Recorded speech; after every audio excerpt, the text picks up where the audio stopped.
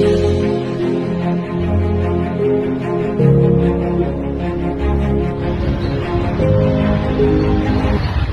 सिद्धेश, आज मी अमृता आणि नम्रताला दोघींना घेऊन सर्व कलेक्टर ऑफिस, आयुक्तालय आणि IPS अधिकारी यांना सगळ्यांना भेटले, त्यांची भेट घालून दिली. थँक्यू सिद्धेश दादा. तुमच्या या व्हिडिओमुळे प्रसाद सर आणि वेणू मॅम यांनी आम्हाला commissioner, IPS officer, IAS officer यांच्या भेटी घालून दिल्या आणि त्यांनी आम्हाला खूप सारे